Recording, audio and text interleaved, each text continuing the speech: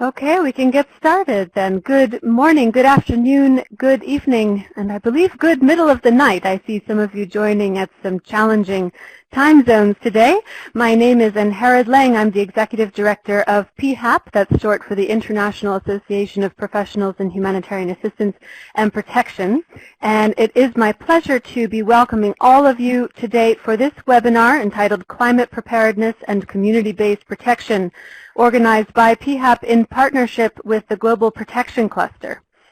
I'd like to begin by introducing my co-facilitator, Paul White, who's ProCap advisor to the GPC. Over to you, Paul. Welcome, colleagues, and thanks for joining. I'm co-facilitating from Sydney. It's been surrounded by smoke today following bushfires, so but I'm very much looking forward to this discussion. Terrific. Thanks a lot, Paul, and thanks also for co-facilitating at a challenging hour. Before we get started with the session, I will briefly explain a few technical aspects of the platform so we can all get the most out of this hour and a half. The first is how to submit questions. If you have any questions for the speakers at any time throughout the session, please submit them using the Ask a Question box in the lower right-hand corner of your screen. And please note, if you would like to ask your question anonymously, you can mention this when submitting it. Otherwise, we may mention your first name and your location when we ask your question. Next, you will be seeing some snap polls come up during the session. These are to gauge your views or experience throughout the discussion. You should now see two test polls displayed as an example. Just click on a response, or for free text polls, as on the right-hand side, click in the text box, enter the response, and click Submit. And note that for the polls, all of your answers are anonymous. Finally, if you encounter any technical problems with the platform, particularly if your connection is feeling a bit slow or the audio is not coming through clearly, you may want to jump over to our backup live streaming option. We have one video and one audio only live streaming options for lower bandwidth connections. These do use less bandwidth, but they don't allow for the same interactivity with the chat, the polls, and so on. So they really are a backup option. But to connect to them, just follow the links you see now on your screen. And if you find that later in the event you're having trouble and you want to jump over to the live stream, you can mention that in the chat, and my colleague will share those links again in the chat so you can easily jump over to the backup. So with that out of the way, we will turn to today's event. We have a lot of ground to cover in our discussions. First, a few words about the aim of this webinar. So the idea is, with the help of our panel of experts and, of course, with input from all of you as participants today, we will discuss how climate change is affecting humanitarian protection, in particular in terms of preparedness work. For example, are protection concerns sufficiently included in preparedness and DRR, or is there a risk of protection gaps, especially in marginalized communities? Are there risks of communication and coordination gaps for protection in response to climate change? Are there particular skills and capacities missing among humanitarian workers? We will then be looking more at the role of the GPC, the Global Protection Cluster, in this context. Does the role of the GPC and the way it works need to change in the coming years in light of climate change? We've had, more than 800 registrants, I believe, for today's webinar, so it's a very good turnout, and several hundred responses to the pre-event survey, which is excellent, and those inputs you'll see coming up throughout the event. We'll also be sharing the complete results and analysis of the survey in the follow-up after the webinar. And now I'd like to turn back to you, Paul, to maybe say a few words about what you and what your colleagues at the GPC hope to get out of this webinar today. Back to you, Paul.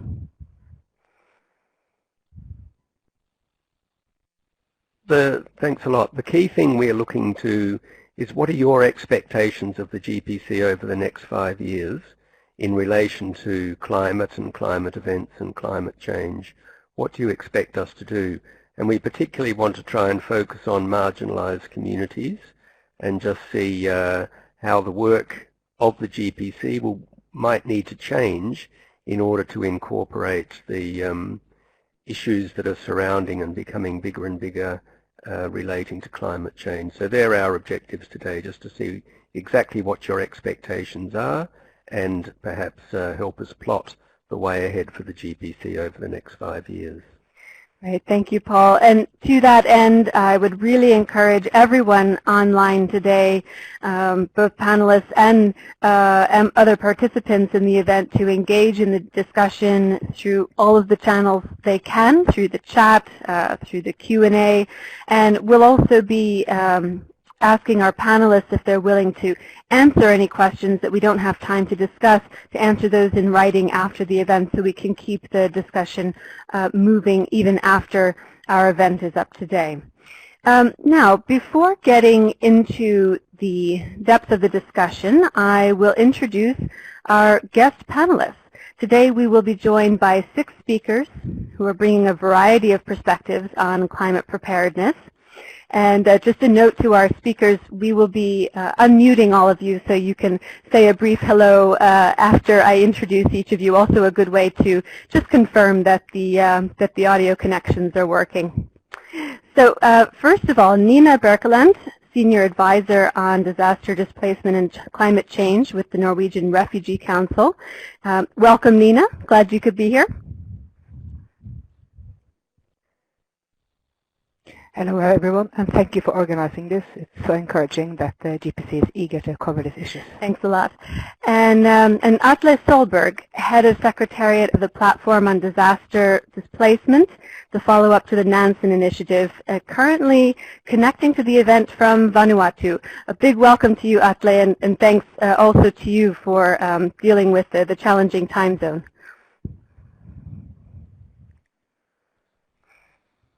Thank you so much, and good morning, good afternoon, good evening to everyone. I'm very excited to be part of this discussion, calling in from Vanuatu in the Pacific Ocean.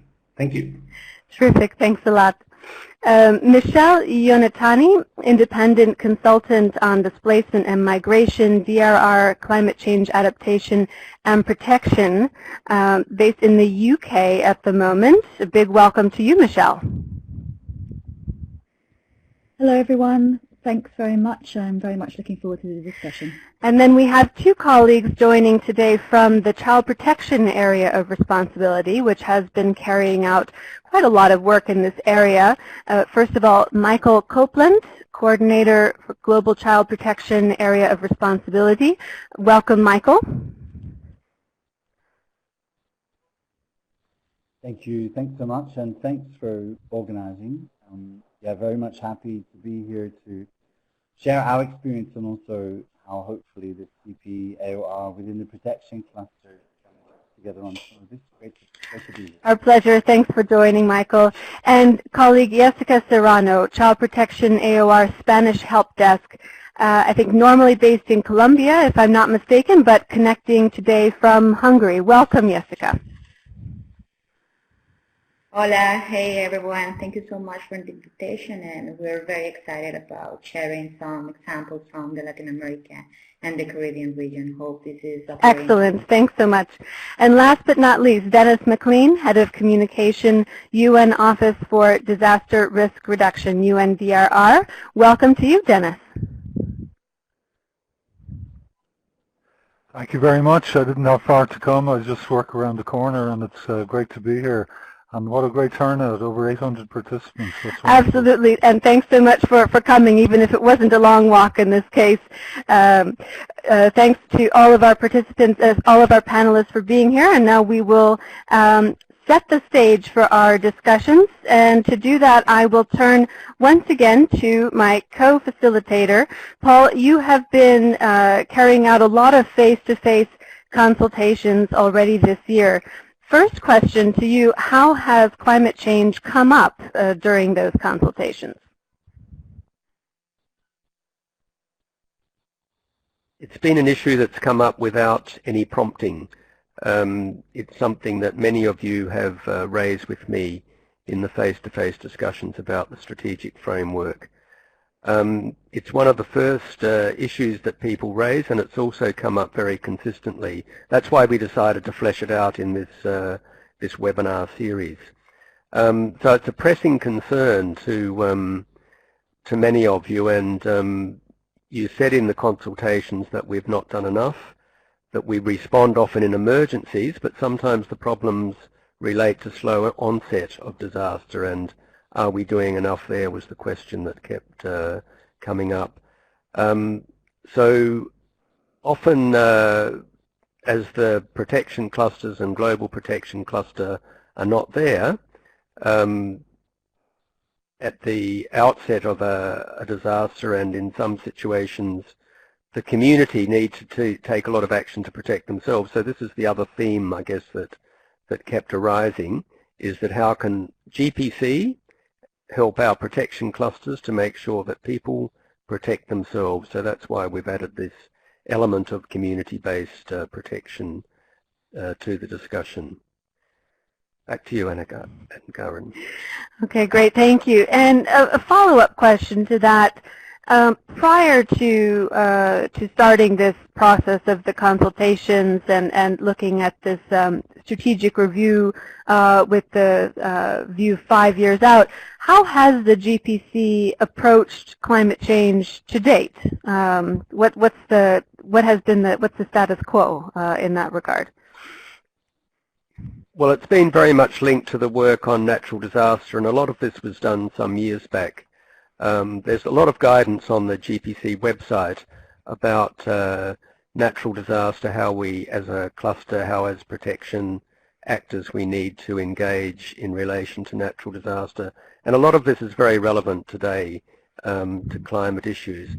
But many people raised issues about feelings that we needed to look a bit more carefully at our engagement with authorities in relation to climate events, that we perhaps should guide our protection clusters a bit more in terms of working more closely with communities, that we need to analyze better the connection between displacement, recruitment, trafficking and issues like that we're already working on, and their relationship with climate events, that perhaps we're not linking things as best we can.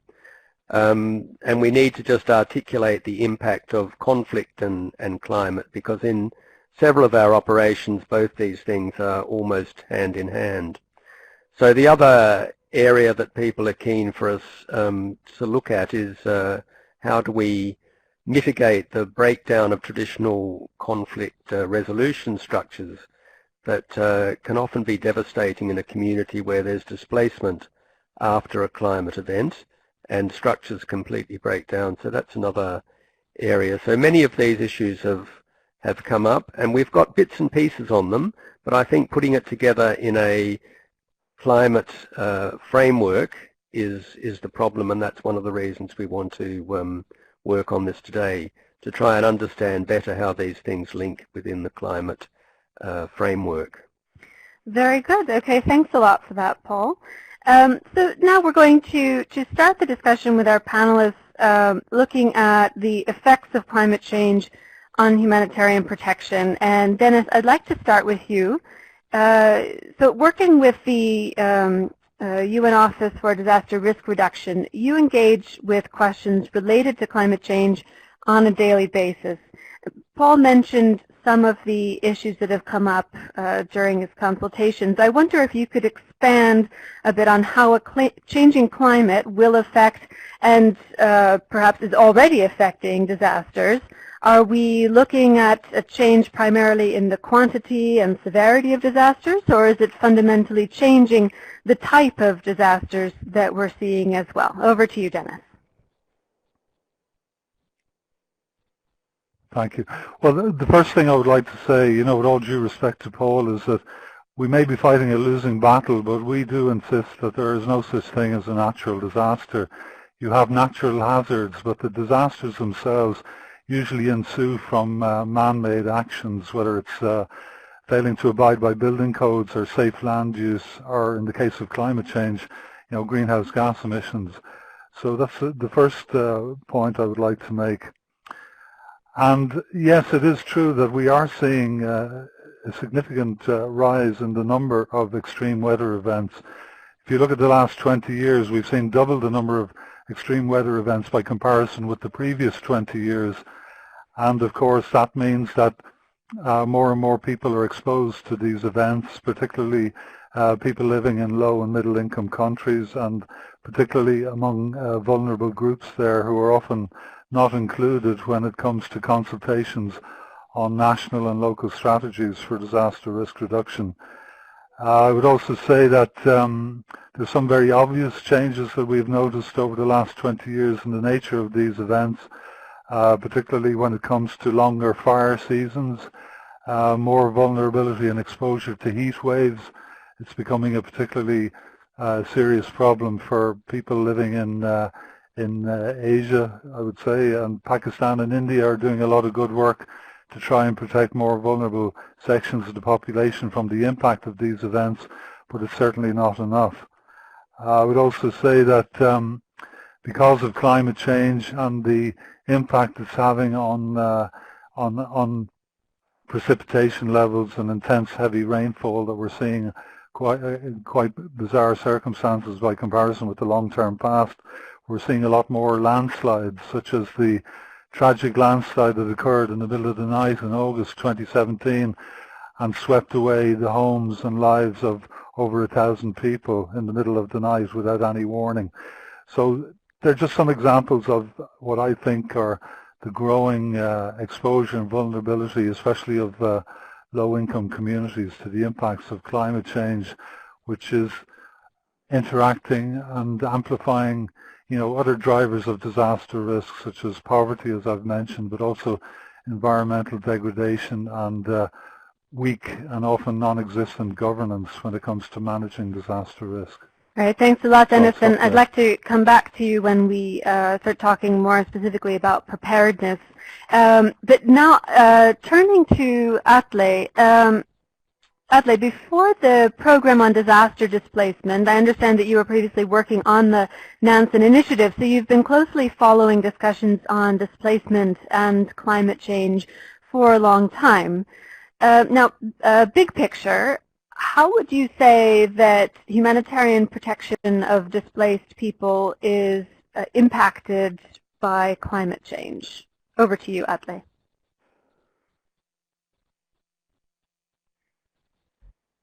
Thank you so much. And I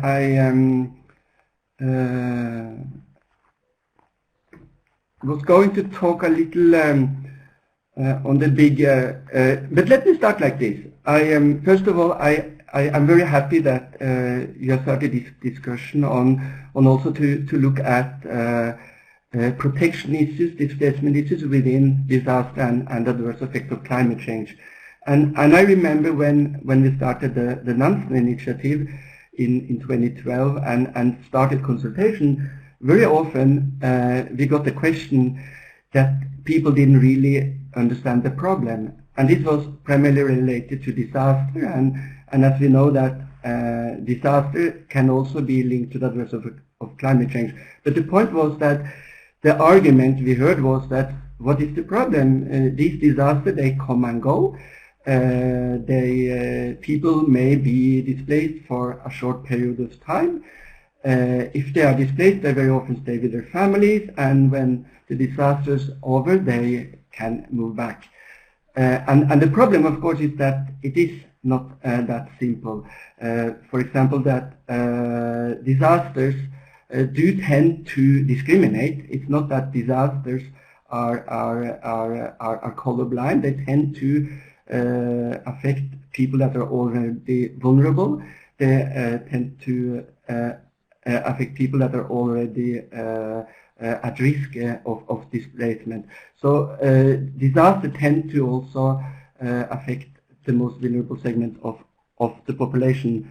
It's also that the fact of being displaced in this context also generates a wide range of protection concerns, being away from your house, being away from your family, and certain groups are more vulnerable. So it's important to bring the protection sensitivity into to the disasters.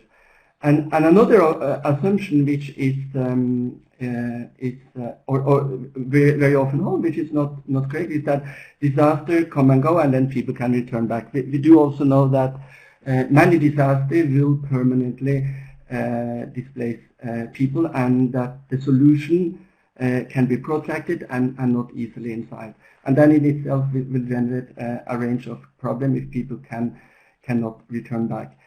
The adverse effect of climate change will also add a complexity to many of these processes. And one of them is, of course, when climate change already undermined resilience, and then there might be an effect on climate change on the hazards itself. So we get more frequent and more intense disaster. So what we see very often that both the sudden onset events in a very negative way is very often combined with the more slow onset events. So you can think of a tropical cyclone or a hurricane that is already affecting areas where you have seen sea level rise and for example saltwater intrusion, and then also generating protection concern. I think one of the biggest challenges we will have in the future from a protection concern is to highlight those movements that we see in the context of the more slow onset events and processes. And this may lead to permanent planned relocation of people. It might be a permanent planned relocation of communities. And fundamental questions around self-determination, consultation, participation, cultural rights and identity will be affected in this situation.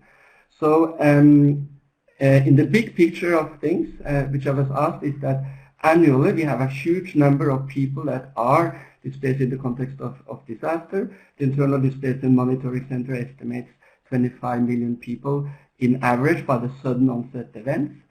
What we do not know is a lot of displacement that happens in the smaller events.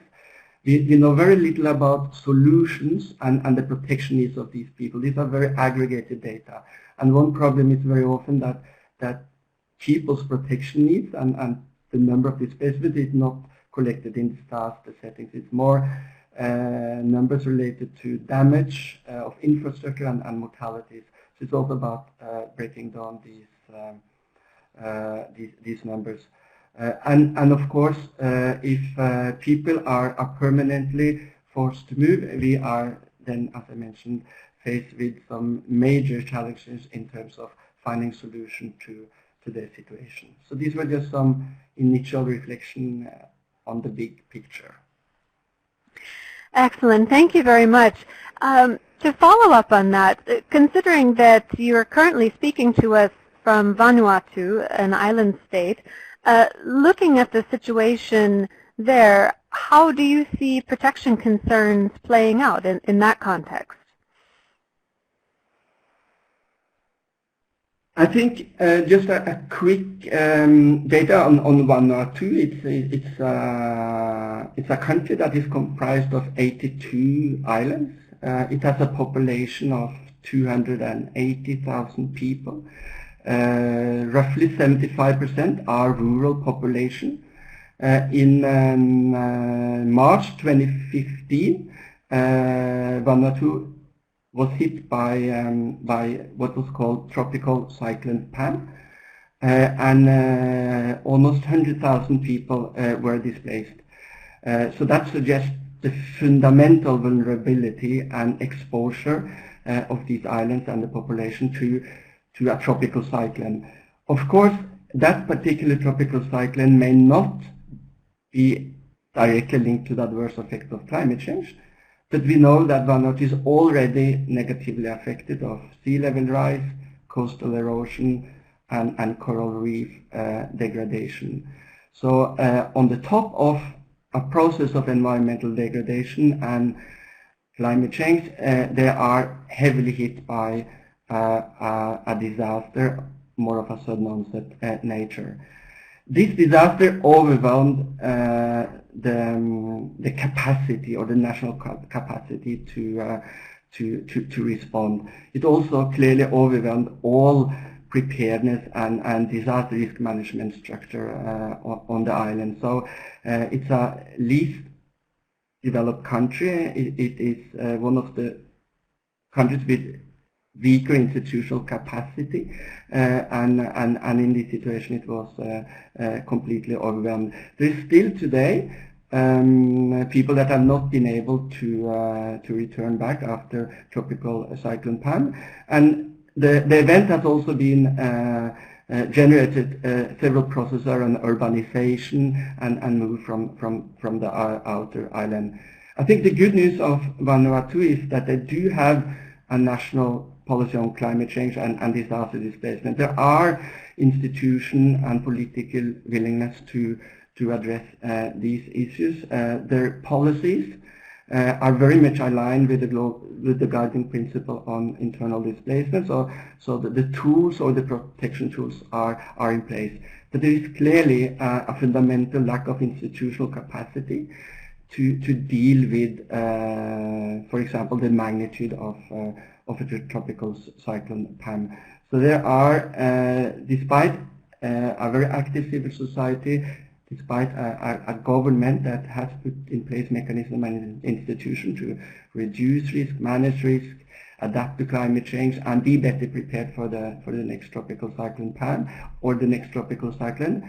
When these events hit these places, local and national capacity is very often overwhelmed. And to add to the complexity of Vanuatu, it is also at risk of geophysical hazards. So in 2017 there were also a volcanic eruption that caused more than 11,000 people to be displaced. And again, many of these individuals have yet to find a durable solution to their displacement. So in short, there is a lot of work for the protection cluster to support the government and the population of Vanuatu to prepare for the next one and to build resilience and adapt to the adverse effect of climate change. Absolutely.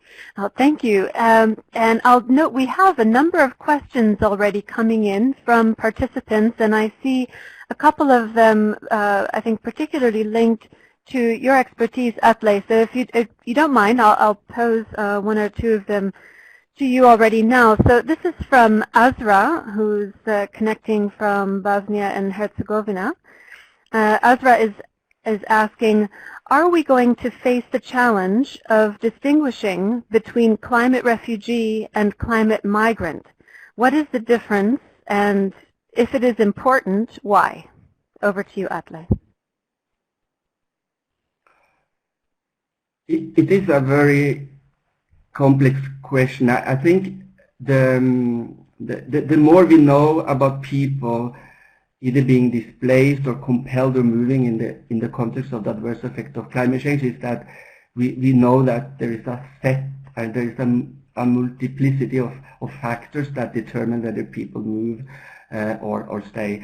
So one challenge is to label, for example, a movement as climate movement or as climate displacement. There is a recognition that there is a multiplicity of factors, and I think that's a little related to what my colleague from UNDRR said earlier. There is no such thing as a natural disaster. We know that a disaster or a disaster will, or the risk of disaster or the risk of displacement is when people are exposed to a hazard and they are too vulnerable to withstand the effect of the hazard and the exposure. So there is then a set of factors which determine whether people stay or move, whether people are vulnerable, the exposure to the hazard, and the type of hazard itself. When it then comes to whether people are refugees or migrants, it's better to try to understand what specific needs will they have. For example, if they are permanently displaced, not being able to move back in a slow onset event, or whether there are opportunities to return back and recovery. The notion of refugee is complicated in the sense that there is a legal category in international law, person that meets the criteria of the Refugee Convention, and that's a reason we may want to avoid the use of the term refugee in order not to confuse the legal obligation that states have to protect those that meet the criteria in the Refugee Convention. And one tool we often try to use is that in general terms, speak more about human mobility, and then maybe break it down into whether human mobility, particularly in the context of climate change, is predominantly voluntary. Then we may talk about migration. Is it predominantly forced, or there's less element of choice? Then it's closer to displacement. And a third category is planned relocation that can either be involuntary or forced. But again, maybe less focus on the terminology and more about the specific needs that people have in specific situations. And I think one criteria is whether we are facing a sudden onset or slow onset event, and whether, for example, displacement is likely to be permanent or temporary. These will determine very much the specific protection needs. In addition to whether we all know that there are specific groups of people that will be more vulnerable regardless. I hope that was useful or a good answer to that. Very complicated question, but I'm very happy to follow up on that bilaterally also. Okay, very good, and that's much appreciated. Now, I'm afraid before I move on and let you rest, I want to take care of one more question that's come in, because I think it does follow well, again, on your expertise. Again, it may be a large question, but if you have any brief reflections, I know they would be appreciated. So this is coming in from Evelyn, who is connecting from Rwanda today, and she asks, what is the effect of climate change on the international refugee protection regime? And specifically, how does it impact on food security and or contribute to mixed migration issues? So again, a big question, but any brief reflections you have, much appreciated. Back to you, Atle. I think it's hard to say that climate change as such has an effect on the international refugee regime. I think we all know that the Refugee Convention as such, when it spells out the grounds for international protection, climate change is not mentioned there. And we also know that the Global Compact on Refugee is also quite timidly referring to the adverse effect of climate change. So I think that is still to be seen, the effect. What we do know that there are, beyond what we could maybe say is the refugee regime in a strict sense or a narrow sense of the word, there are of course a wide range of protection opportunities, for example in regional refugee framework, but also in the way that states are addressing protection concern, for example in mixed migration situation. So that's the best I can say on that. And I think on food security, yes, clearly that will probably be one of the clearest example where adverse effect of climate change will have an effect. And just a quick reference to a study that people may want to read is that the World Bank, in something called the Groundswell Report, projected the number of people that will be forced to migrate in the context of the adverse effect of climate change in the future. And one of the factors they look at is lower agricultural production, and to the extent that is also related to food security. This factor, together with water scarcity and sea level rise, would generate millions of people being forced to move within their countries unless drastic mitigation and adaptation and development efforts are implemented. We can also think of several other direct links between this between climate change, for example, sea level rise, saltwater intrusion into groundwater, and agriculture production. That has a direct effect also on food security. And what we generally know that many processes associated with adverse effect of climate change have very concrete effects on agriculture production, for example, through less water or too much water or desertification and so on. Right, thank you for that, Atle. And now moving to Michelle. Michelle, having heard now from Dennis and from Atle looking at humanitarian protection, what would you say are the effects from climate change that you would highlight from your experience and expertise? Are there other areas apart from displacement that you would highlight as being of particular concern? Over to you, Michelle. Yes, so building perhaps on what Atle was saying, he's mentioning there already some of these very diffuse effects of climate change, issues which are very well known, of course, to humanitarian actors, such as water stress, food insecurity, livelihood insecurity.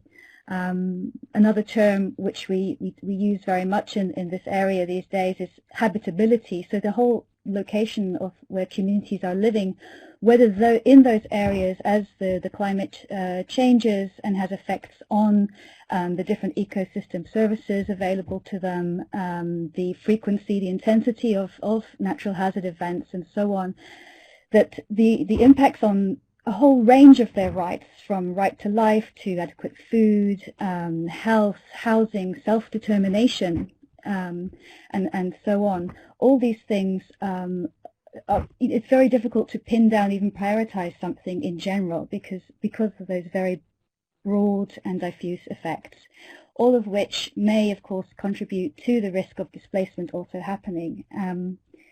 So trying to figure out what I could highlight here, I thought, well, actually one of the perhaps most important issues is this issue of predictability or increasing unpredictability for humanitarian actors, but of course for communities themselves who are facing this variety of complex effects. And the whole issue of unpredictability, of course, perhaps is why we're here with such a great turnout today talking about preparedness. And so for me, therefore, one of the key issues that we need to be talking about is actually, first of all, access to information and knowledge. So very rightly, we hear a lot in terms of rights, is the importance of also respecting traditional knowledge. But because the scenarios are changing under the changing climate, and because those changes are not always so gradual, sometimes they can be very much the normal kind of shocks or extreme events, but also tipping points that communities may be reaching as their coping strategies are eroded over time. So for me, I think one of the key issues that we need to be talking about is access to information and knowledge, firstly for the communities themselves, so that they can also adapt their traditional knowledge to be able to deal with these new situations. Knowledge as well for local actors who the international humanitarian actors are working with. So there's this very general theme across the board, I think, which is around information and knowledge, understanding risk, and coming back to protection more specifically, understanding who is actually vulnerable in those specific situations, which communities, but also which individuals or groups of people have characteristics which in different contexts are becoming of greater and greater concern. And also becoming of greater concern because it's typically the case, I think, from my own experience, is that as we talk about leaving no one behind under our post-2015 agendas, about prioritizing the marginalized, etc., actually what we don't know what we don't know much of the time in these contexts. The invisibility of populations is really critical. And I think because our normal assumptions, and Atle was using the word assumptions a lot, and I think that's another key word here, because the assumptions have to change, it means that our information and our knowledge is definitely going to be out of date in many situations where the most extreme effects are already being felt. Another issue, other than displacement, of course, is the flip side of that, is that if displacement can be perhaps understood as an indicator of crisis, in a sense, of people who have been able to move as well as people who've had to move in those kind of situations. What about those who don't have those options, who don't have the resources to be able to move even though their situation is life-threatening, or they're really increasingly suffering under the current situation?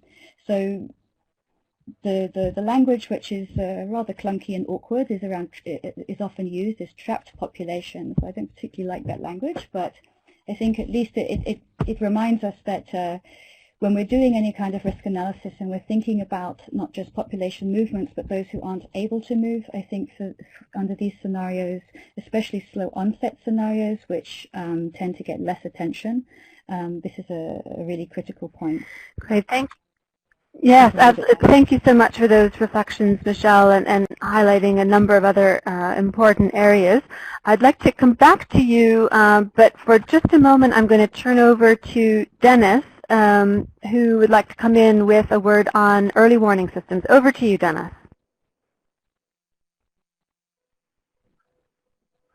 Thank you. While I was listening to Michelle there, it came to mind that I was in Beira just over a month ago, and I met with a group of about 90 women in a protection space in one of the resettlement camps there.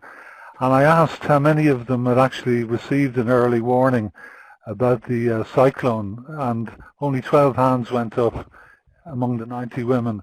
And of those 12, only 2 of them actually did something to get themselves out of harm's way. So I think an awful lot of work has to be done at a very, very basic level in terms of communicating risk, even early warnings to vulnerable populations. And a similar situation arose in the case of Typhoon Haiyan in the Philippines in 2013, where many of the people who died or who did not leave their homes or left it too late simply did not understand what the term tidal surge meant. There was no phrase for it in the local language, and none of them had ever experienced such a thing. And the deputy mayor of Tacloban at the time told me that if there'd been a warning that a tsunami was coming, then everyone would have reacted, because of the drama and the threat associated with that word. But of course, that's not what they were facing. They were facing something called a tidal surge. So I think a lot more thought has to go to, in terms of protection, a lot more thought has to go into how do you ensure that early warnings reach people, who are most vulnerable to these events and who may not have access to traditional forms of communication such as televisions and radios. That's a very important issue highlighted by what happened across several countries in southern Africa this year that were affected by the very active cyclone season. Thanks, Dennis. Thank you. But turning back to you, Michelle, we have a question that's come in from Trish. Trish observes that in her view it seems that humanitarian engagement in climate change, from mitigation to adaptation, advocacy, is largely ad hoc, uncoordinated, and under-resourced. And she's wondering, is there an agency who is leading or is meant to be leading this work? What are the most useful frameworks or guidelines for humanitarians? Do you have any thoughts to share with her, Michelle?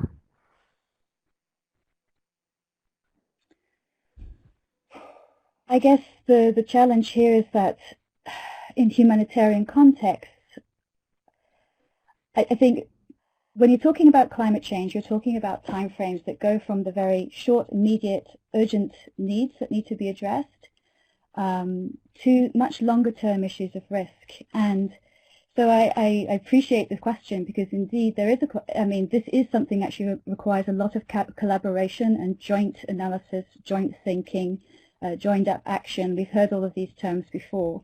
I think that is indeed the real issue. Of course, under the UN system, we have the UNFCCC, but very much looking at the policy and the political level of these issues. And to date, at least, even though adaptation is talked about more and more, and with increasing urgency, it has been largely focused on mitigation. So thinking from the point of view of humanitarian action, I think I'm not sure if the issue of lead agency overall on climate change, when we're thinking about the action side, if you like, I don't know if that's what is perhaps the most important thing to be thinking about. It's more about how we're bringing the different knowledge, competencies, capacities together to address a particular situation. Great, thanks for that, Michelle. On the same question, I'd like to turn to Michael. Do you have anything to add?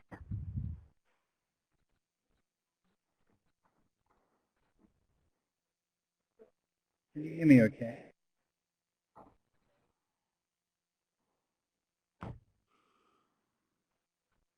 I'm just checking. Sounds good now. Okay.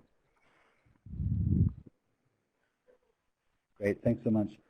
I think the point on the implications for the protection cluster on this question are very significant, because we've heard today about different settings and a lack of predictability, and this is one of the reasons we have clusters, to be predictable.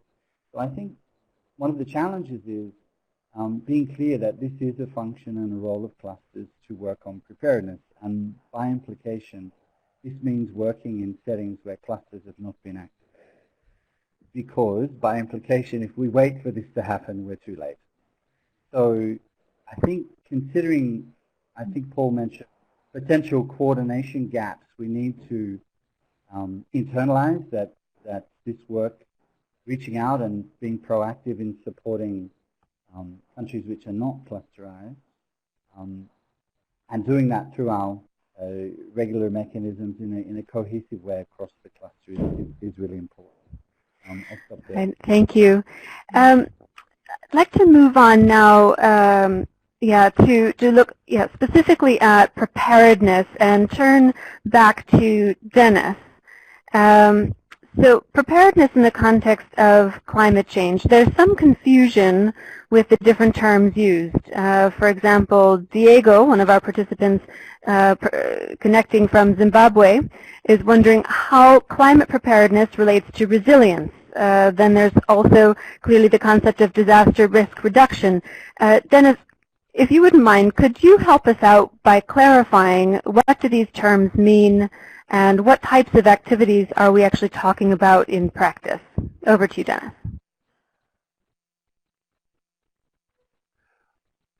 Well, disaster risk reduction encourages a multi-hazard approach to managing disaster risk, because you will find that in many low and middle income countries they lack the wherewithal or the expertise or the institutional strength to set up separate agencies to deal with floods, one to deal with earthquakes, etc., etc. So we see that a multi-hazard approach does pay benefits in terms of best use of available resources, and that's what we encourage through implementation of the Sendai framework for disaster risk reduction. And of course we're coming up to a key milestone next year in 2020, when one of the targets of the Sendai framework, which was adopted in 2015, one of the targets is to have in place a substantial increase in the number of national and local strategies for disaster risk reduction by next year, and to also do it in a way that's coherent with the objective of the Paris Agreement on climate, to have national adaptation plans in place.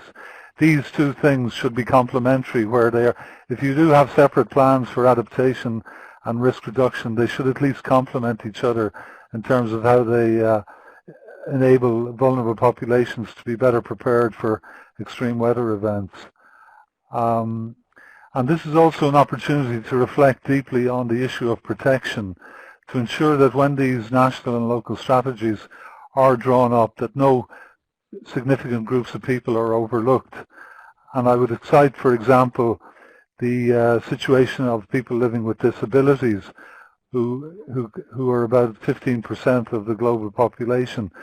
We did a survey a number of years ago, and we got over 5,000 responses. We were very surprised at the high number of responses, which I think is an indication of what a blind spot this has been in terms of disaster risk management over the years. And of those 5,000 or so people who responded, only 20% of them could evacuate immediately without difficulty in the event of a sudden disaster event. The remainder could only do so with some degree of difficulty, and 6% would not be able to do so at all. So I suspect that the situation has not improved greatly since that survey was carried out in 2013. And so I think there's an opportunity for people on this call who are concerned about protection issues to ensure that they are engaged in the discussions that are taking place at national and local level to ensure that comprehensive, inclusive strategies for disaster risk reduction are in place by next year.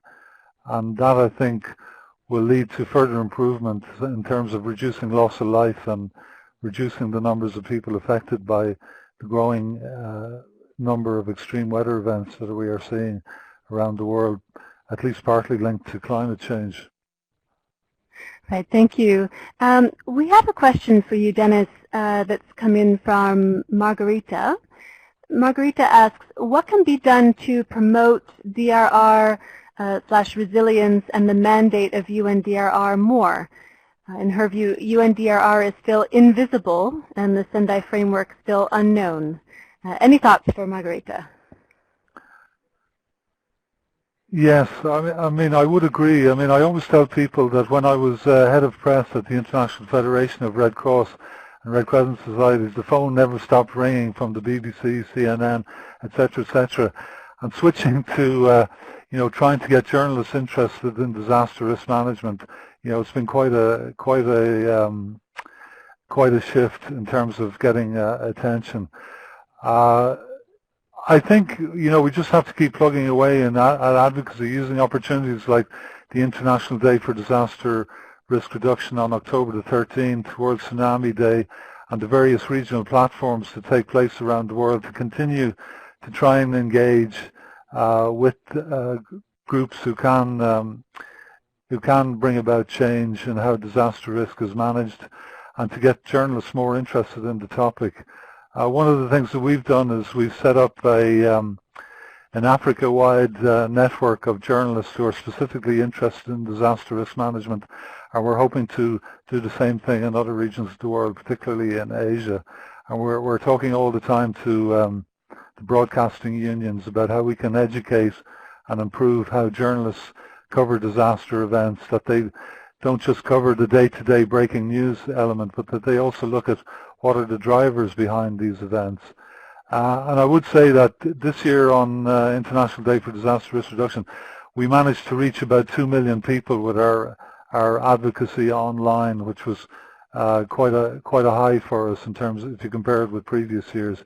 So I think because of the visibility of extreme weather events, there is more and more interest among the general public in understanding better, what is disaster risk and what's driving us. That it isn't simply about the weather, but there are also issues around governance, being better prepared, ensuring that people know what steps to take when they are threatened by a flood or a storm, etc. Very basic stuff that can be done and can be done much better, and working with, organizations that have a strong local presence like the National Red Cross and National Red Crescent Societies. Right, that makes a lot of sense. Thank you. One more follow-up question for you. Well, this is not a follow-up question, but a different question from Elvira, connecting from Sweden, who asks, how do you motivate having a preparedness / climate DRR perspective in humanitarian response when you relate to humanitarian donors who mainly emphasize the very emergency phase of humanitarian crises, i.e., what are strong arguments that climate, preparedness, and community-based perspectives in protection are actually part of humanitarian action? Back to you. Well, there are many examples of why it makes good economic sense to invest in disaster risk reduction. And one is that we simply cannot meet the humanitarian needs that we're seeing in the world at the moment. It's beyond the willingness or the capacity of donors to respond to all the needs that we're seeing. And we know, for example, it's 49 years now since Bangladesh was devastated by the Great Cyclone of November 1970, which killed possibly 500,000 people. That will never happen again. Why? Because of the investment that has been made over the last 50 years in ensuring that vulnerable and exposed people along the Bangladesh coastline do get early warning systems, and that they do have a safe place to go when those warnings are issued. You know, the last time we saw a major loss of life in a cyclone of that magnitude was in Myanmar, where 138,000 people died about 10 years ago, and that was simply, and there was a vivid contrast with what was going on in its next door neighbour, Bangladesh, because the Myanmar government simply had not made the investments required in disaster risk reduction and early warning systems and very basic things that could have been done to ensure that people in harm's way were evacuated in good time and that they had, you know, good forewarning of what was about to happen.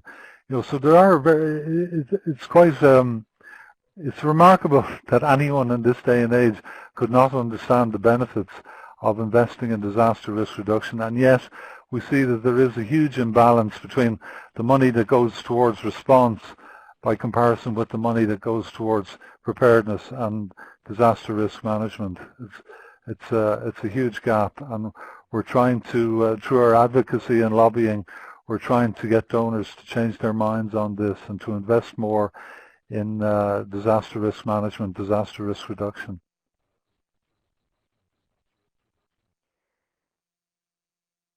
I hope that goes some way towards answering the question. Absolutely, yes. And Paul, I think you were going to come in here.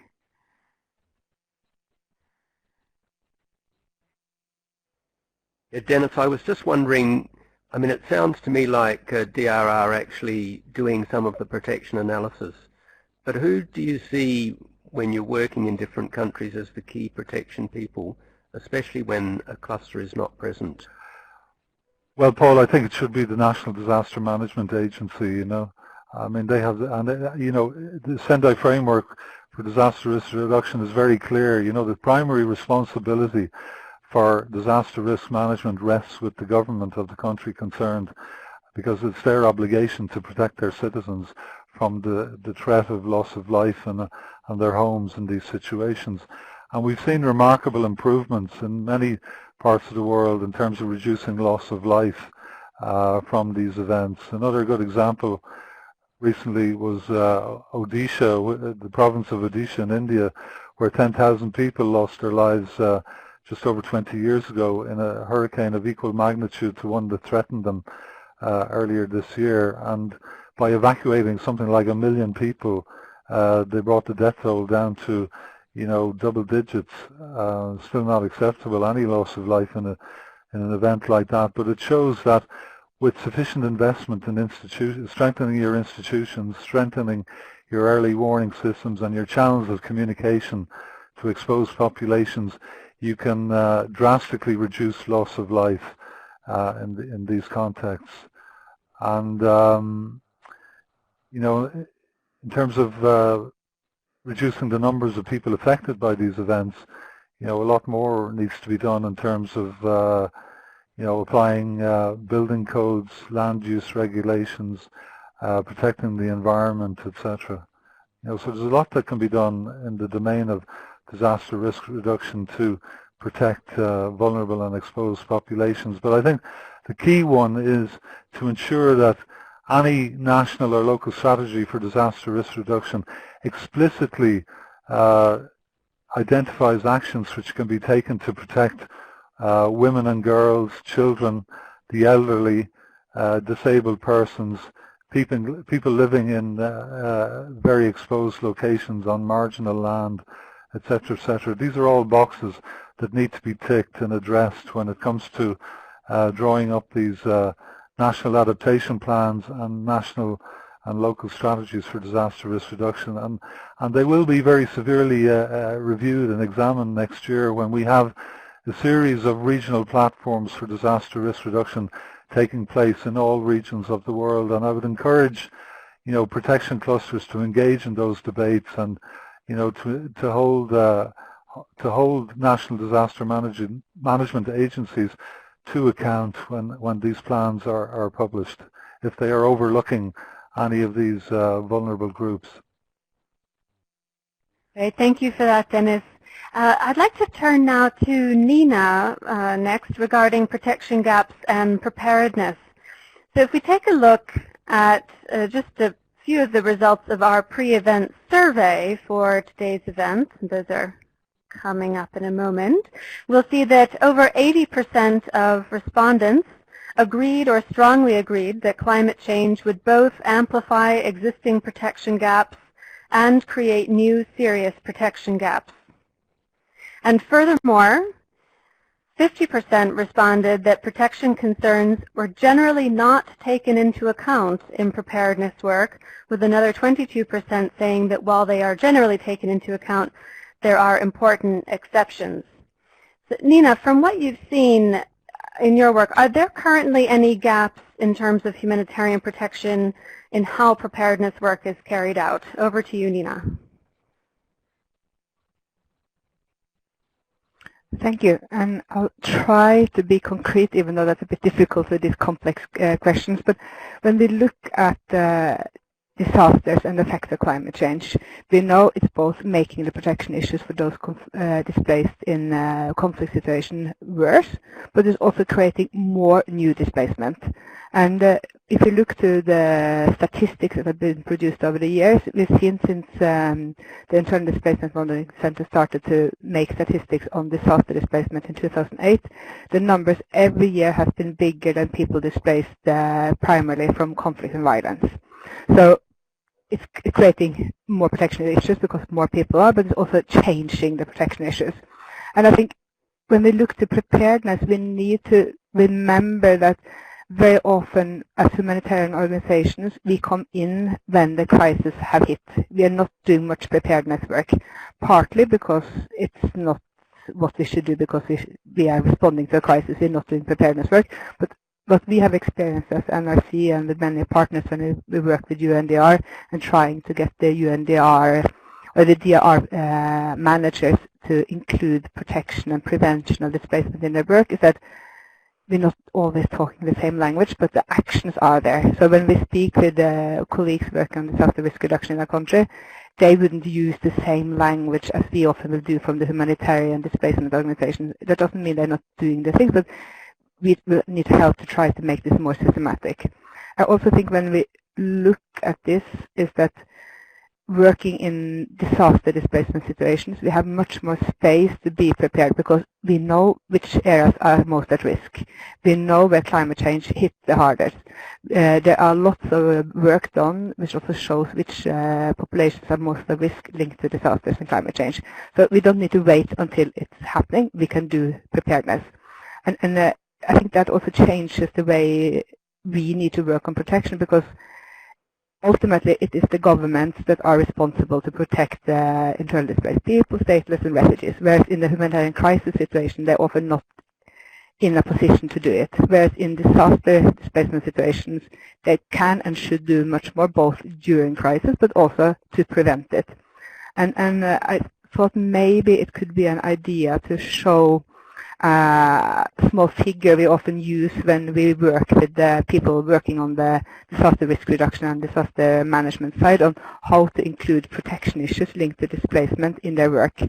And what we have outlined there, and it's on the screen now I see, is that this is a 6-step process. But the first one, which is part of the preparedness, is very much how to avoid displacement and strengthen resilience, which means that we need to work on mapping what have been the previous displacement situations and identify which populations are at risk. And then work with the disaster risk reduction people to increase resilience and reduce exposure. But also from the more political is that one of the most effective ways to reduce displacement is to make sure that people can move before they need to flee. So consider migration and also plan relocation measures. And this is all part of longer-term planning and more development work than the humanitarian work. DR is very much there. And how do we then get the DR people to also include protection concerns in their work? They need to do it. We can't do it for them, but we can help them and ask the right questions and think of the right set of actions. The next step we put in is to prepare for unavoidable displacement, because there will be situations where you can't move people away, they can't move in time. So how do we then make sure that within the DR community actors there are focal points that know about displacement. And very much this is work that needs to be done on the local level. So it's about local responders assisting displaced people. And also how do we then try to make sure that the risks that they will be exposed to are minimized. The third step we put in is the response. And then we need to ensure that evacuation, they also protect the rights of people during this crisis. What we often see is that gender-based violence and trafficking increases in this situation. These are classical protection concerns we all meet in conflict situations, and it's the same actions we need to take, but we need to work with different people than we traditionally do on conflict displacement. The next step we put in is to support resilience of both the displaced and the host population. And then quickly, we need to ensure that they have access to the basic services and facilitate that they can have access to documentation so they can access the services that are there. And again, a lot of the classical protection issues that comes up, access to livelihoods, and also make sure that people can access health, kids can go to school, etc. Next step, durable solution. Again, classical language within the humanitarian displacement response. So also here, it's not just about governments making sure that people are moved somewhere, but this is through consultations with both those people who are displaced, but also the host communities, to make sure that durable solution strategies can be developed and then put in place and part of the reconstruction and recovery plans. And then the last step we put in this figure was this needs to be assessed over time. And this goes on, it's not a one-off, but how to always think the different steps and really focus on how to prevent displacement and strengthen resilience in the pre-crisis phase, but not closing the eyes that many locations are very exposed and will be hit.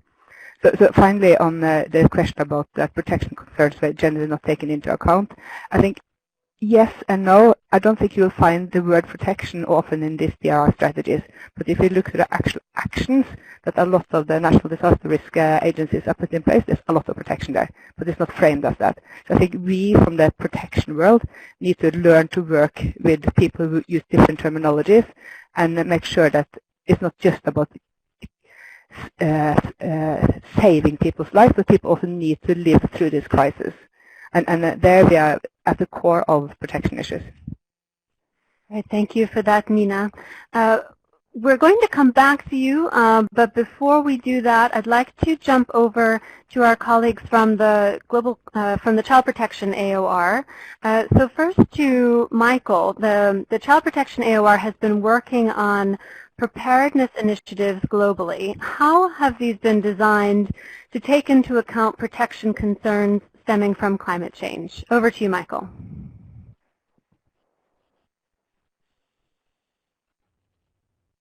Thanks so much, and thanks again for the opportunity. I'll present a couple of examples and then quickly what we've learnt from this work.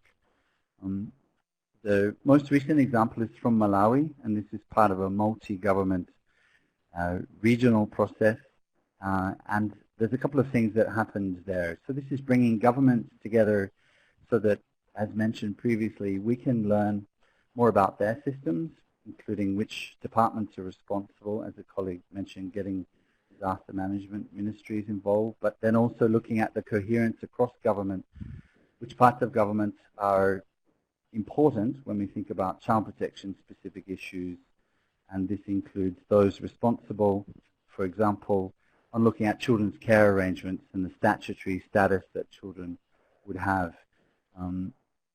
Children being separated for different purposes implicates child protection. It's not really a question of whether we will work with authorities, but how, because to change children's legal status and to see children moving has to be done with authorities. The process in Malawi also involved the development of plans with government.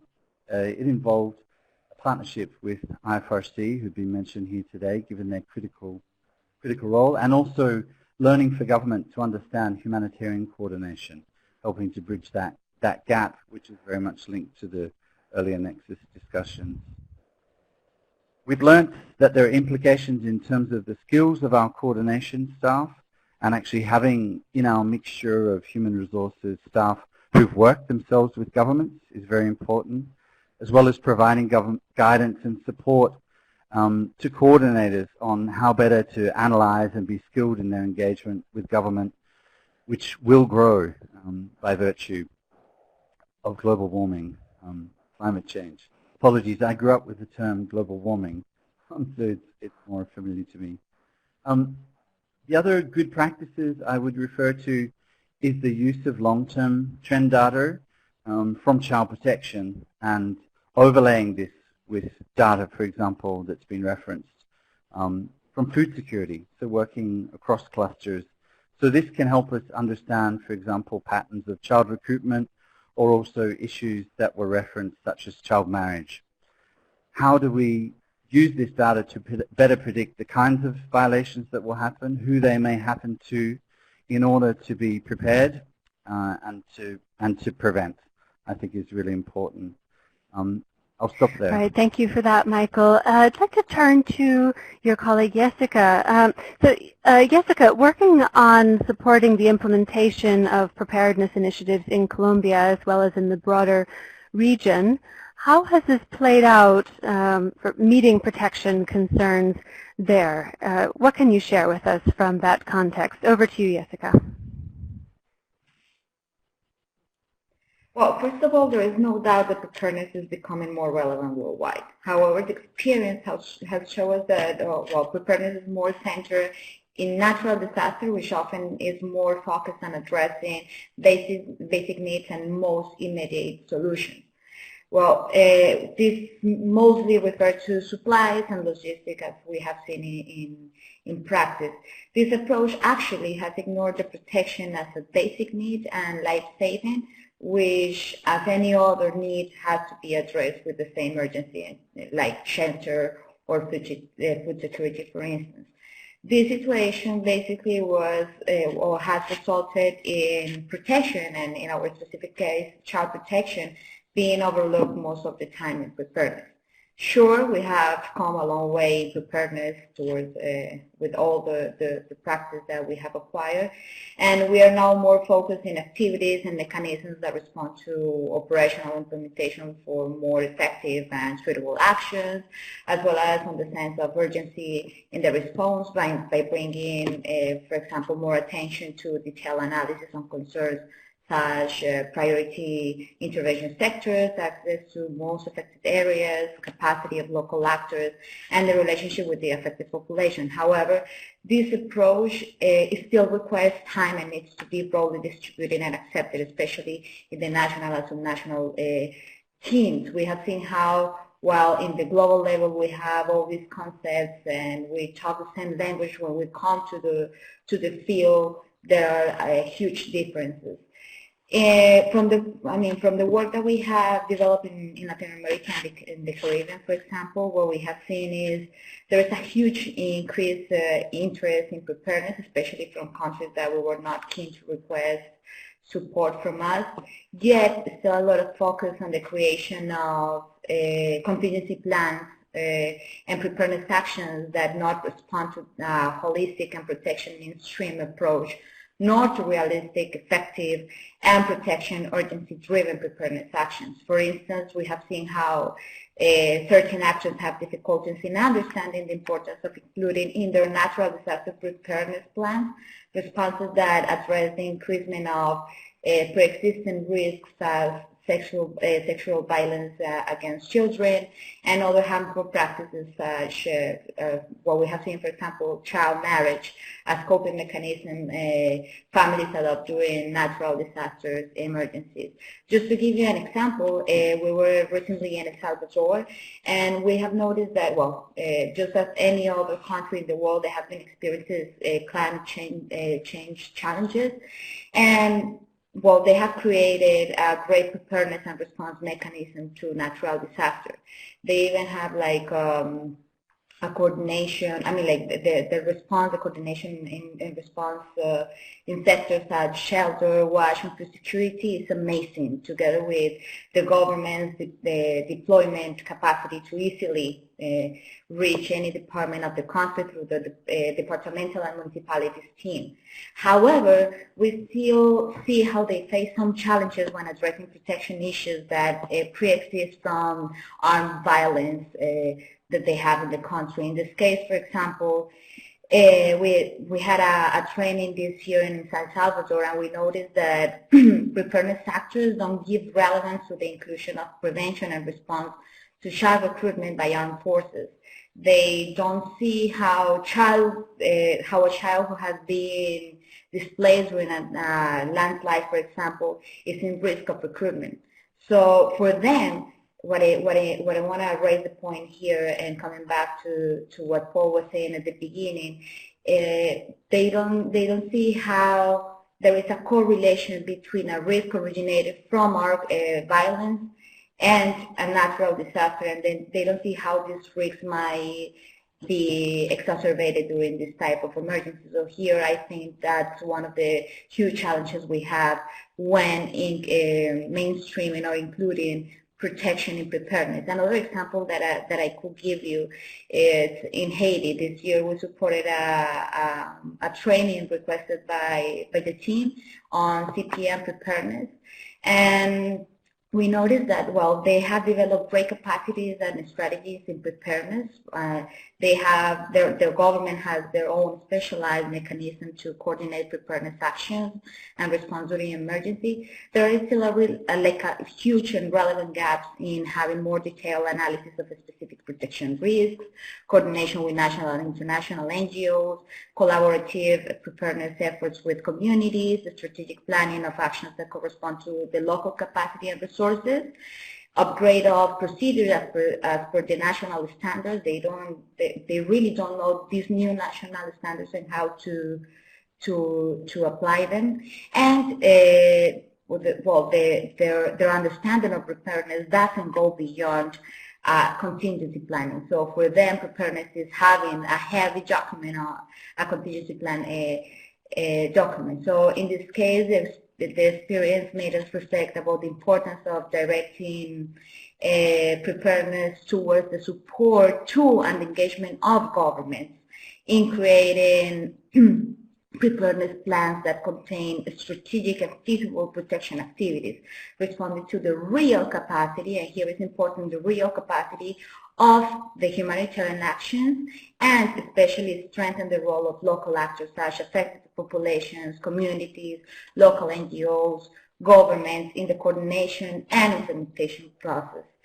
What we have learned from this experience is that while at the global level, again, we have different preparedness guidelines and mechanisms, there is still a huge need to sensitize all actors, both in the national and international level, and the regional level in this case, and governments, about the importance of a holistic understanding of preparedness and all the different components, as well as the importance of including protection responses and preparedness plans. We still need to fight against the imaginary of preparedness being just about international and humanitarian actors working isolated, and the creation of impressive and long contingency plans that are not of use, or they are not known by the local actors, and start turning our attention towards the inclusion of local actors, especially governments and communities, in the coordination of different preparedness actions as protection, risk analysis, monitoring, reporting, early warning mechanisms, and all the components. Here, in this specific point, I would like to raise the importance of working with the governments and community-based protection, and the relevant play that these actors, the relevant role that these actors play in preparedness. As humanitarian actors, we need to engage more governments and communities, not only in the consultation process when planning a response, but also as participative actors in the analysis, evaluation, and implementation of their own protection and preparedness. Thank you so much for that, Jessica. I'd like to turn one more time back to you, Michael, for a quick word on community-based structures. Back to you.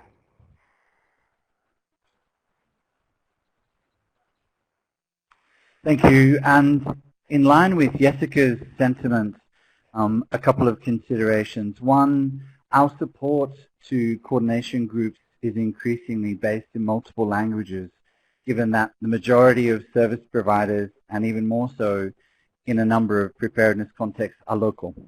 So using local and language-specific help desk, but also, as Jessica is alluding to, how local partners are involved in coordination mechanisms and planning is critical, given their role in the response. We've already mentioned IFRC in that process as well.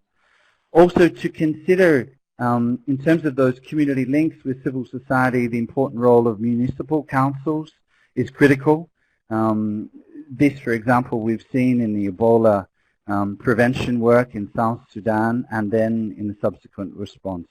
What's happening at a municipal level in terms of access to children, understanding community-based messaging. Also for children who are living and working on the street, who are particularly vulnerable to some of the violations we've talked about, and in a climate emergency they become most at risk to some of those challenges. Finally, when we're thinking about community-based mechanisms, and we've got, I think, good lessons to learn from Pakistan, thinking in the longer term on how these are actually connected with government institutions so we can link the investment. Often in humanitarian settings, we'll go in and set up community-based mechanisms without thinking about the transition and how these, where it's possible, could and should be linked to government institutions. The last point is really looking at sharing of information, which is critical with local partners, but also amongst ourselves, across borders and across sectors, as we've heard today. This involves the development of protocols, for example, in advance on who has access to which information and so on. This is beyond a particular country, so we also need to start thinking about mobility generally in terms of the work at country level. Thank you, Michael. Now, we're starting to run short on time, but I would like to bring in one more participant question. This is from Clea and directed to Nina. Let's see. So Clea's question is as follows. I wonder if there are any reflections around politicization of climate change and whether that is likely to create tension with states or armed actors around getting access to vulnerable groups. And apologies, Nina, we have very little time, but if you have any brief reflections on Clea's question, it would certainly be appreciated.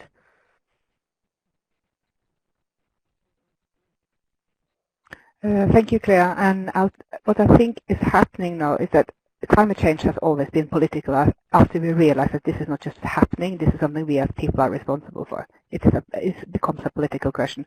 But I think what we've seen in the last year or 2 years is that it very often becomes framed as a security issue. And I think that will be a big challenge to our community, because this is about people's rights. We are in a situation where we know people both need to move and someone are displaced. And if you make it into a security question, then you get security solutions and not protection solutions. So I think what is important here is that this is about people's rights. We know what's happening in countries when we have internal displacement, but I think the big protection gap we haven't really touched much upon yet, but I think also is part of this conversation, is those people who have to leave their home countries to go to another country because of the effects of climate change and disasters.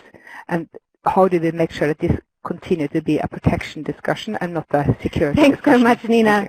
Now, given all that we've heard so far today, I would like to wrap up this session by focusing in specifically on the role of coordination, the role of the GPC, and looking again at part of our pre-event survey results. We saw that when participants were asked about the GPC's role in light of climate change, there was a lot of uncertainty, with over 40% feeling unsure about this question. About the same number of people, however, also thought that the GPC's role should change. Now, I'd like to go around our virtual panel here and ask each of our experts on the line. What would you recommend to the GPC for the coming 5 years? And I'll begin with Michael. Over to you, Michael.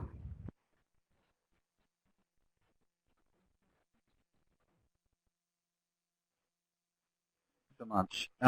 I think there needs to be a clear directive and narrative which is across the protection cluster on the protection, and that includes the child protection AORs, on the need for greater engagement with preparedness, which, as I mentioned, is consistent with the cluster functions at country level, preparedness being there. I think having a clear narrative implicates us to work more effectively in the nexus. It implicates us to have better learning material for coordinators. We've heard today on how to engage with government as an example. So I think looking ahead, we've certainly, we see the value and the need, as has been referenced today, to step up our work on preparedness. I think that should be really across. Thank you, Michael, and thanks once again for being with us today. It's been terrific to have you part of the discussion. I'd like to turn now back to you, Nina, and to ask what would be your recommendations to the GPC for the coming 5 years?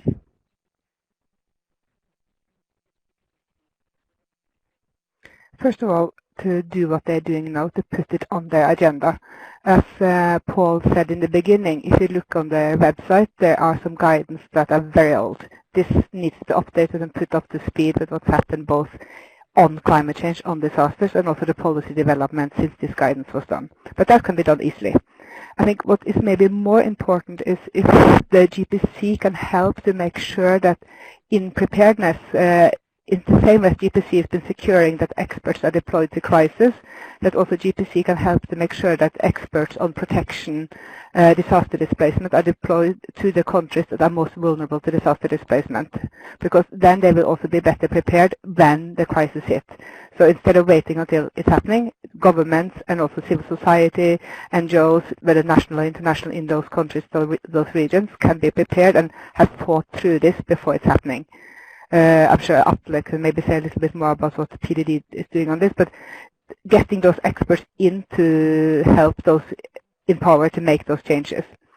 I also think it's important that the GPC is the place where we can go for guidance. Most countries are not clusterized, as Michael reminded us. Most countries where disaster hits, you will not have a cluster. There should be more protection clusters in disaster situations, but you will not have a protection cluster in all disaster situations. But how can still GPC be the go-to place to find guidance on how to secure protection for them? Yeah, no, I think I'll stop there. Thank you, Nina, and thanks so much for your inputs today. It's been terrific as well to have you part of the discussion. We really appreciate your help. Now, turning to Atle, what would be your recommendations that you can share with the GPC?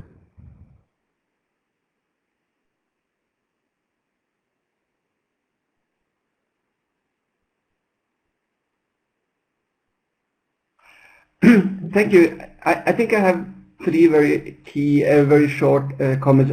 One is that I think data on risk and data on displacement is very poor, and we need much more granular data and disaggregated.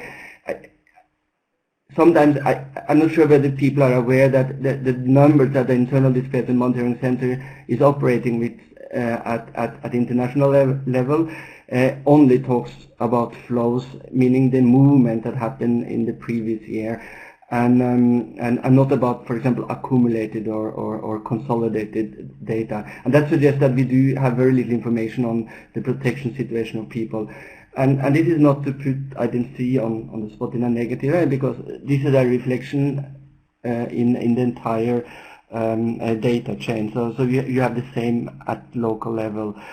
And we need much better data, and we need much better understanding of how risks will change and put more people at risk, for example, of displacement, how some of the urban or the big megacities will be very dangerous places to live in. And the good news is that many of the hazards are either seasonal. For example, the South Pacific cyclone season starts in November. So some of the hazards are seasonal or geographic. For example, Vanuatu, as I mentioned earlier, sits on a tectonic plate. So data, and I think that is a key protection activity to make sure that the system has better data. And to be very honest, disaster displacement data or risk displacement data is very poor, and I think that's a key role to play for the protection cluster. I think also, as I say very often, when people ask me what could the protection cluster do in a cyclone like Idai, or you can even think of Cyclone Pam in Vanuatu, is that when the disaster strikes, it's probably too late for having any meaningful impact from a protection point of view. We must have started much earlier. So I think there's an important role for protection cluster at national, regional, and global level to support early warning, early action, preparedness. Contingency planning is very often absent, and for example, engage in simulation exercises. I think that is important to also make sure that these simulation exercises are protection sensitive. And I think the third area, which is very interesting and maybe a little being victim of the success of highlighting that climate change hazard, disaster do move people. People are moving. There is now a much larger or higher recognition between the link of hazards and displacement. And one of the processes is that there's a lot of national policies and guidelines now being drafted. Just in the area where I've been on mission the last couple of weeks is that Fiji and Vanuatu, they have national displacement policies being drafted. They have national planned relocation guidelines being drafted. And there's, to say it in a manner, there are room for improvement in terms of standards in these tools. So, and I think that's a manageable job for a protection cluster to try to engage in these processes where policies and guidelines are developed at national level. And this is very often seen as preparedness as well. So these three areas of work. And before I conclude, just also to congratulate having this conversation, and compared to maybe 10 years back, the discussion around this is much stronger today, including in the protection cluster. So congratulations to the Thank you, Atle. Much appreciated, and it's really been a pleasure having you on the line. Before I move to our next panelist, I just want to note we're getting some great inputs from all of our participants, sharing their own thoughts regarding recommendations for the GPC. Please do keep those coming in, and I know that they will be taken into account in the report of this event, but also in the broader process that GPC is undertaking with respect to its strategy for the coming years. So now turning to Jessica. Jessica, what recommendations would you have for the GPC? Over to you.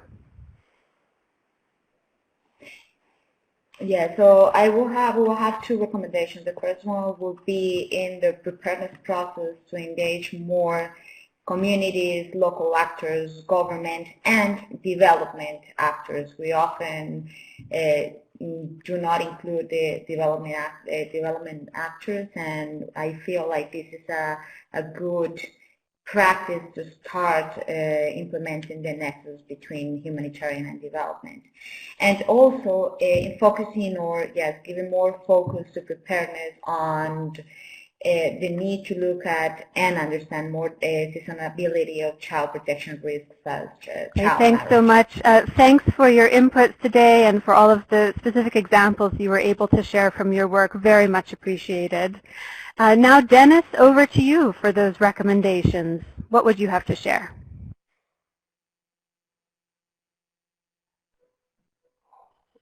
Well, the first thing I would say that, I think from some of the discussion, preparedness seems to be viewed, disaster preparedness seems to be viewed quite narrowly as being about response.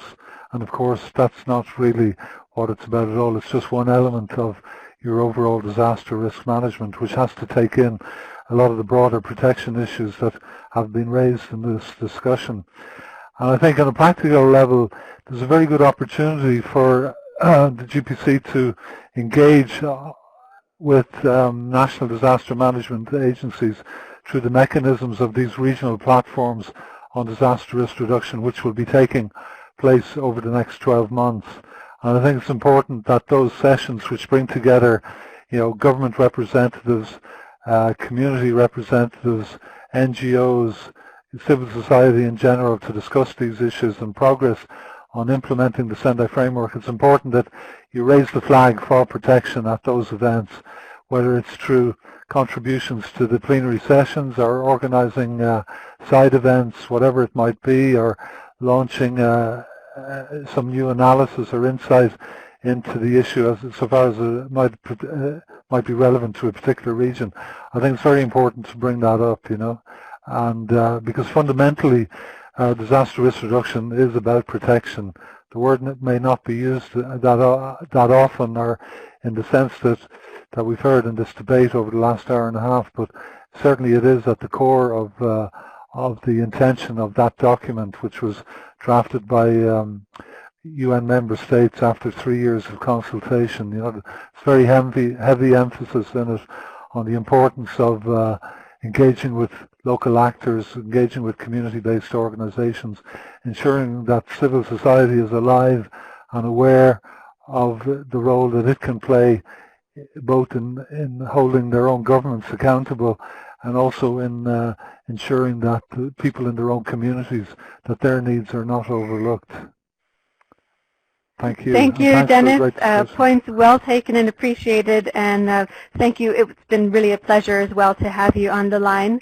Now, last but not least, over to Michelle. What final thoughts would you have as far as recommendations for the GPC? Over to Michelle. Thank you. Yes, maybe just echoing what I see coming up in the chat quite a lot as a comment, and which I strongly agree with, is linking to localization as an agenda in itself, and not a new one, as we know, but still lifting up those local capacities, those local voices in terms of protection, recognizing that they are more often than not those best able to identify pockets or the most vulnerable or marginalized type groups of people who are always getting neglected, and is typically the case in any emergency of any scale that I've ever understood through reading or been in the field and experienced for myself. So I just think it can't be said enough. That means actually making that very explicit and very concrete in preparedness plans, as well as in humanitarian advocacy, perhaps with a small a, certainly with international agencies' ability to engage very directly and bilaterally with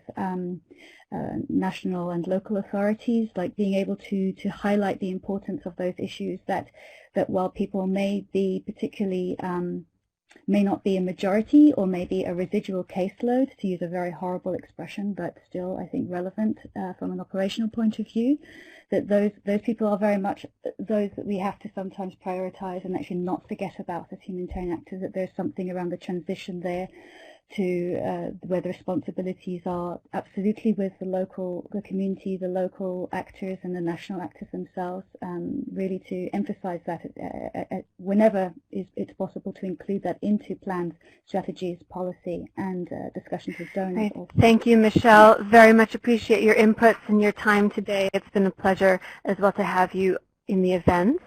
So now we've had an extremely rich discussion, a lot of points coming up. My co-host Paul has been following everything very closely, and I'd like to turn to you now, Paul, as our last move before we wrap up this event, to see what are your reflections following the discussion, any key points that came out, and reactions that you have from your side. Over to you, Paul.